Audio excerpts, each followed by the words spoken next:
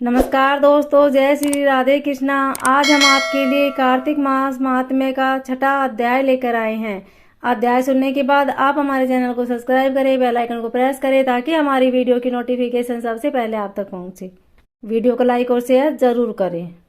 जिसके सुनने से सब पाप नाश हो जाए, कार्तिक महात्म्य का लिखो छठा अध्याय। नारद जी बोले, जब 2 घड़ी रात बाकी रहे तब तुलसी की मृत्तिका, वस्त्र और कलश लेकर जलाशय पर जाएं। कार्तिक में जहाँ कहीं भी प्रत्येक जलाशय के जल में स्नान करना चाहिए। गर्म जल की अपेक्षा ठंडे जल में स्नान करने से 10 गुना पुण्य मिलता है। उससे 100 गुना पुण्य बाहरी कुएं के जल में स्नान करने से होता है, जिससे अधिक पुण्य बावड़ी में और उससे भी अधिक पुण्य पोखर में स्नान करने से होता है। उससे 10 गुना झरनों में और उससे भी अधिक पुण्य कार्तिक में नदी स्नान करने से होता है। उससे भी 10 गुना पुण्य वहां होता है जहां 2 नदियों का संगम हो, और यदि कहीं 3 नदियों का संगम हो तब तो पुण्य की कोई सीमा ही नहीं। स्नान से पहले भगवान का ध्यान करके स्नानार्थ संकल्प करना चाहिए कि तीर्थ में उपस्थित देवताओं को कर्मश अर्घ्य, आचमनीय आदि देना चाहिए। अर्घ्य मंत्र इस प्रकार है। हे कमलनाथ, आपको नमस्कार है। हे जलसाई भगवान, आपको प्रणाम है। हे ऋषिकेश, आपको नमस्कार है। मेरे दिए अर्घ्य को आप ग्रहण करें। बैकुंठ, प्रयाग तथा बद्री का आश्रम में जहाँ कहीं भगवान विष्णु गए, वहां उन्होंने 3 प्रकार से अपना पांव रखा था।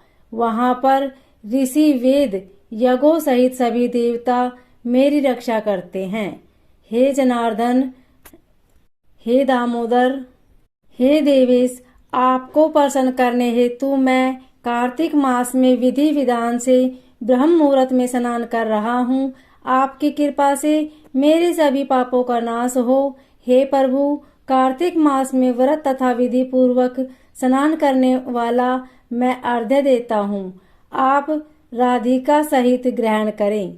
हे कृष्ण, हे बलशाली, राक्षसों का संहार करने वाले भगवान, हे पापों का नाश करने वाले, कार्तिक मास में प्रतिदिन दिए हुए मेरे इस अर्घ्य द्वारा कार्तिक स्नान का व्रत करने वाला फल मुझे प्राप्त हो। तत्पश्चात विष्णु, शिव तथा सूर्य का अर्घ्य करके जल में प्रवेश कर नाभि के बराबर जल में खड़े होकर विधि पूर्वक स्नान करना चाहिए। गृहस्थी को तिल और आंवले का चूर्ण लगाकर तथा विधवा स्त्री व यति को तुलसी की जड़ की मिट्टी लगाकर स्नान करना चाहिए। सप्तमी, अमावस्या, नवमी, त्रयोदशी, द्वितीया, दशमी आदि तिथियों को आंवला तथा तिल से स्नान करना वर्जित है। स्नान करते हुए निम्न शब्दों का उच्चारण करना चाहिए।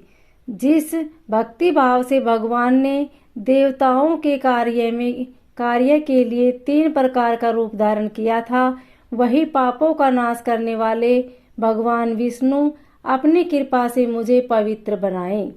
जो मनुष्य भगवान विष्णु की आज्ञा से कार्तिक व्रत करता है, उसकी इंद्रादि सभी देवता रक्षा करते हैं।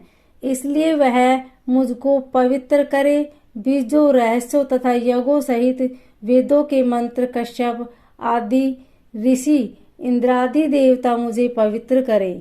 अदिति आदि सभी नारियां, यज्ञ, सिद्धि, सर्प और समस्त औषधियां व तीनों लोकों के पहाड़ मुझे पवित्र करे।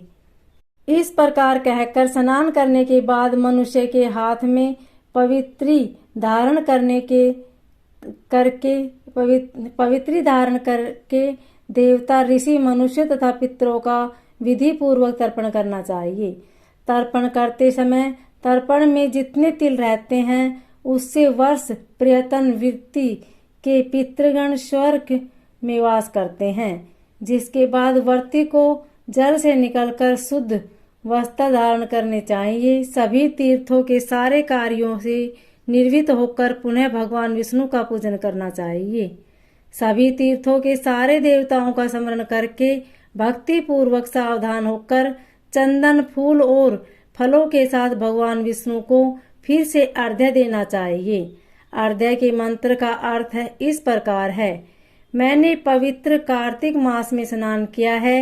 हे विष्णु, राधा के साथ आप मेरे लिए अर्घ्य को ग्रहण करें।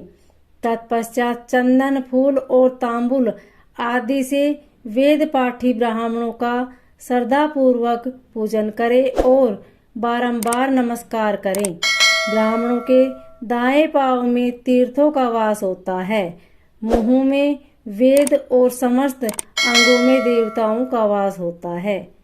अपने कल्याण की इच्छा रखने वाले मनुष्य को इनका न तो अपमान करना चाहिए और न ही इनका विरोध करना चाहिए।